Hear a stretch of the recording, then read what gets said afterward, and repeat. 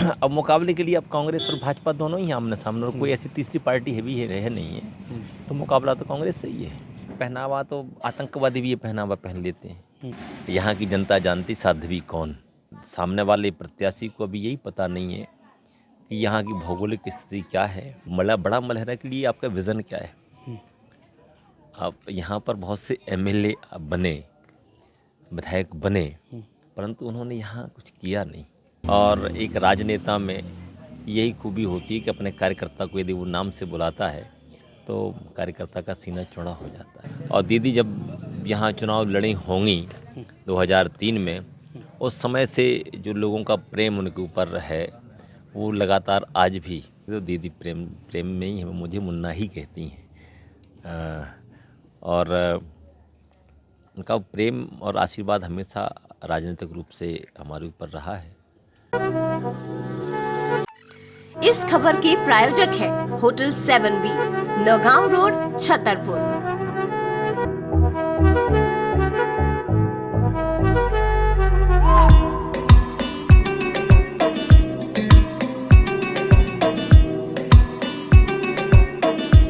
नमस्कार, आप सभी का स्वागत है वरदान एक्सप्रेस पर। मैं हूं लोकेश चौरसिया। आज खास बात करने के लिए हमारे साथ मौजूद हैं मलेहरा विधानसभा क्षेत्र से भाजपा प्रत्याशी प्रद्युम्न सिंह लोधी, जिनसे हम कई सवालों को लेकर बात करेंगे और जानेंगे कि किस तरीके से उनका जनसंपर्क चल रहा है। इसके अलावा क्या तैयारियां हैं 17 नवंबर को लेकर। स्वागत है आपका।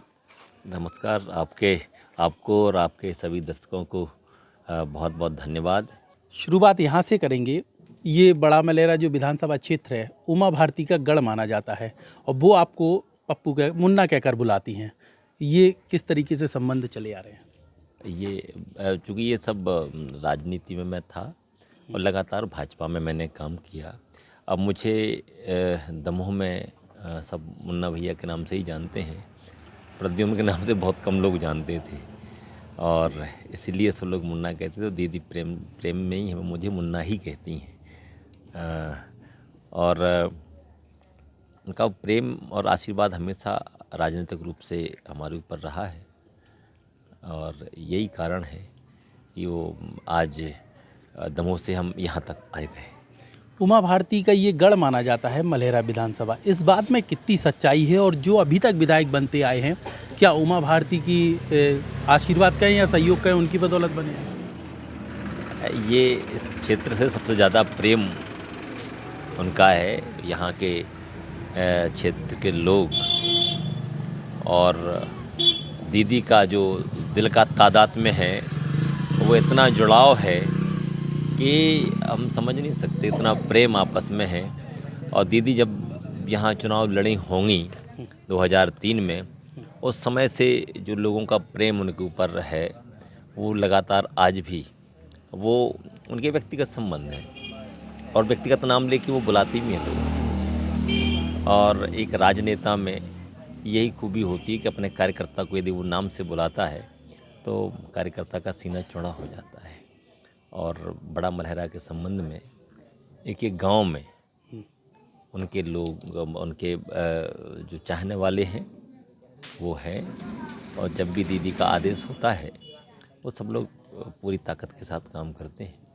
हमें शायद ध्यान है 2003 में जब चुनाव हुए थे तो उमा भारती इसी क्षेत्र से विधायक बनी थी और सीएम भी बनी थी। बिल्कुल यही है ना? बिल्कुल। उनके पहले उनके बड़े भाई आदरणीय स्वामी भैया भी यहाँ से विधायक रहे हैं और फिर दीदी भी यहाँ से विधायक रही। और जब सीएम बनी तो अटूट प्रेम दीदी का यहाँ के लोगों को मिला और यहाँ के लोगों का प्रेम दीदी को भी मिला। जब आप उनके इतने करीबी हैं और मुन्ना भैया हैं उनके, तो फिर 2018 में ऐसा क्या हो गया कि आपको कांग्रेस के बैनर से चुनाव लड़ना पड़ा? वो देश, समय और परिस्थितियाँ वैसी होती हैं, राजनीतिक परिस्थितियाँ, कि इस प्रकार की घटनाएं घटती हैं जिसमें जब इस प्रकार की राजनीतिक संक्रमण होता है तो ये घटनाएं घटती हैं और यही कारण था कि मुझे कांग्रेस में जाना पड़ा। अच्छा, तो लेकिन जब 18 में चुनाव था, आप कांग्रेस के बैनर से भी विधायक बने थे, तो उसमें उमा भारती का कितना सहयोग रहा? नहीं, उस समय दीदी तो भारतीय जनता पार्टी में थी, पर दीदी का तो राजनीतिक रूप से कोई सहयोग नहीं था। परंतु एक व्यक्तिगत लगाव तो था ना उनसे। व्यक्तिगत लगाव राजनीति में विषय हो सकते हैं, वो दल अलग विषय हो सकता है और दिल अलग होता है। वो जो हमारा प्रेम रहता है, जैसे हम लोग राजनीति में वैचारिक हम लोगों की लड़ाई होती है, परंतु संबंध खराब कभी नहीं होते। अच्छा एक बात बताइए, ये 5 साल में आप तीसरा चुनाव लड़ने जा रहे हैं, उपचुनाव भी आपने कर लिया, एक अनुभव भी अच्छा खासा हो गया, तो ये कैसी नौबत आई कि 3 चुनाव लड़ने पड़े, उपचुनाव भी आपने फेस किया? अब उस समय जब पहला चुनाव 18 में लड़ा तो जीता, फिर दोबारा इस्तीफा दिया, तब चुनाव लड़ना पड़ा। और अब पार्टी ने फिर विश्वास करके दोबारा टिकट दिया है, तो फिर चुनाव मैदान में हूँ और जनता के भरोसे, जनता जनार्दन के भरोसे, जनता आशीर्वाद देगी तो 3 के बाद जो फैसला आएगा वो सर्वधार्य होगा। उपचुनाव में उमा जी का काफ़ी सहयोग मिला होगा, चूँकि आप भाजपा में प्रत्याशी बनकर आए थे। बिल्कुल बिल्कुल बिल्कुल, है ना? हाँ, बहुत बहुत काम किया उन्होंने। और उस समय तो मैं 5 दिन पहले ही कोरोना पॉजिटिव हो गया था, तो दीदी ने उस समय दीदी भी कोरोना पॉजिटिव थी, तो उस समय वो ठीक होके आई और फिर मैं पॉजिटिव हो गया। आपने हमें याद दिला दिया, लेकिन सीएम ने जब भाषण दिया था ना, तो उसमें वाकई में जो जादू था ना, वो सीएम के भाषण से निकला था। आप कोरोना पॉजिटिव हुए, उन्होंने यहाँ भाषण दिया और जनता ठीक आपके पक्ष में हो गई। बिल्कुल बिल्कुल, यही है ना? बिल्कुल यही कारण था। उस समय आप सबने देखा और उस समय लग भी रहा था कि 4-5 दिन पहले से ही मैं मतलब मेरा स्वास्थ्य खराब होने लगा था और दोनों हाथों में वो ड्रिप लगा हुआ था कि रोज़ सुबह रात में लगा लेते थे और सुबह काम पे निकल जाते थे। पर जब हिम्मत ही टूट गई तो पता चला अब कोरोना पॉजिटिव ही हो गए। ये स्थिति। अब ये 23 की क्या स्थिति है? उमा जी का कितना सहयोग है? चूँकि वो स्टार प्रचारक भी नहीं है और वो जनसंपर्क भी कहीं नहीं कर रही ना, प्रचार करने जाती हैं, तो मुन्ना भैया का कितना सहयोग करेंगी? मुन्ना भैया के लिए सहयोग के लिए तैयार थी। अभी उनके लिए प्रचार के लिए व्यवस्था, हेलीकॉप्टर की व्यवस्था करी गई थी, परंतु उनको यहाँ कहीं गिर गई हैं तो कमर में, पाँव पैर में नीचे स्लिप जिसकी यहाँ पर कुछ हो गया है, तो पैर में बहुत तकलीफ़ है। कुछ उम्मीद है कि वो आ पाएंगी प्रचार करने? अब शायद नहीं आ पाएंगी वो, क्योंकि उनको ना हेलीकॉप्टर में बैठने में बहुत प्रॉब्लम हो रही है और अभी गोविंद सिंह जी की जो सभा थी उसमें हेलीकॉप्टर में बैठ ही नहीं पाई वो। लेकिन तो उनका क्रेज तो ज़बरदस्त है इस क्षेत्र में, तो फ़ोन वगैरह या हो सकता है वो व्यक्तिगत संपर्क करके कुछ फ़ोन से कर सकती हैं व्यक्तिगत। अब अगर गाड़ी में बैठ पाएंगी, यहाँ तक आ पाएंगी तो ज़रूर कहीं आएंगी। अन्यथा की स्थिति में वो फ़ोन से या वीडियो कॉल करके लोगों को बताएंगे कि क्या करना है। अच्छा, आपके चुनाव प्रचार के दौरान अभी तक कोई वीवीआईपी का सभा होने की कोई उम्मीद है? कुछ ऐसा है क्या? हमारे यहाँ वीवीआईपी तो सभी लोग, मतलब जो नेता हैं, जो स्टार प्रचारक हैं, पर मूल रूप से हमारा कार्यकर्ता भी वीवीआईपी होता है।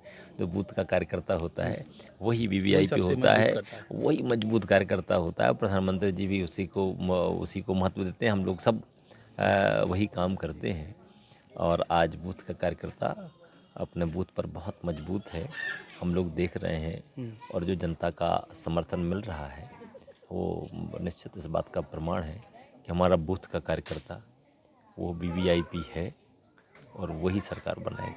अच्छा एक बात बताइए, जिस तरीके से उपचुनाव में आपके सामने कांग्रेस से रामसिया भारती एक साध्वी खड़ी हुई थी, इस बार भी एक साध्वी रामसिया भारती को दोबारा चुनावी मैदान में उतारा है, तो आपकी टक्कर कैसी है उनसे? अब टक्कर राजनीतिक रूप से आप लोग खुद ही जान सकते हैं। मैं तो आप लोगों से भी निवेदन करना चाहूँगा कि कांग्रेस के बड़े नेता, मैं तो राष्ट्रीय अध्यक्ष से लेके प्रदेश अध्यक्ष और यहाँ जो खड़े हुए हैं उनका, मैं उनसे पूछना चाहता हूँ कि बड़ा मलहरा के लिए आपका विज़न क्या है? आप यहाँ पर बहुत से एमएलए बने, विधायक बने, परंतु उन्होंने यहाँ कुछ किया नहीं, यहाँ धरातल पर कुछ किया नहीं। आप क्या करोगे ये तो जनता को बताओ। आपका मैनिफेस्टो क्या है बड़ा मलहरा के लिए?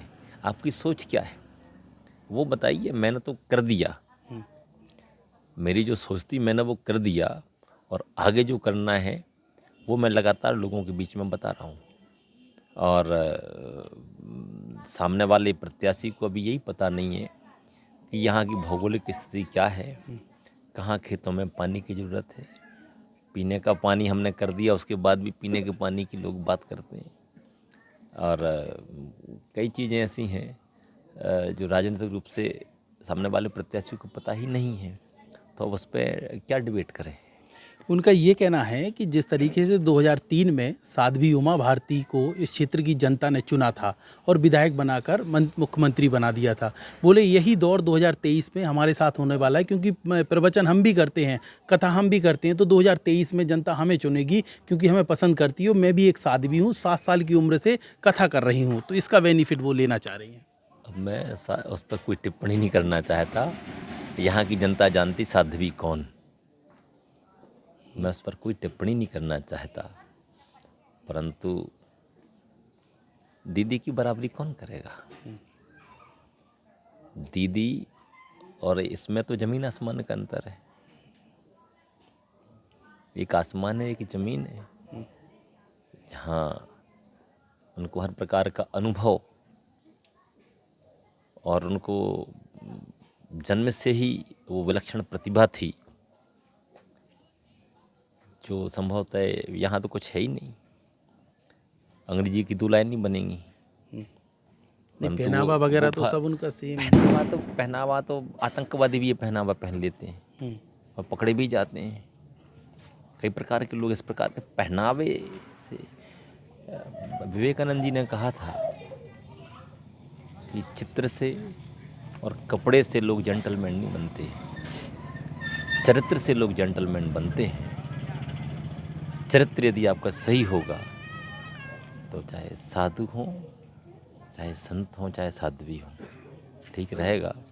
कपड़े का चोला ओढ़ लेने से कोई संत नहीं बन जाता। इशारा आतंकवादी की तरफ कर दिया आपने उनको। नहीं, कई लोग अब पकड़े गए साधु के वेश में, कई लोग पकड़े जाते हैं।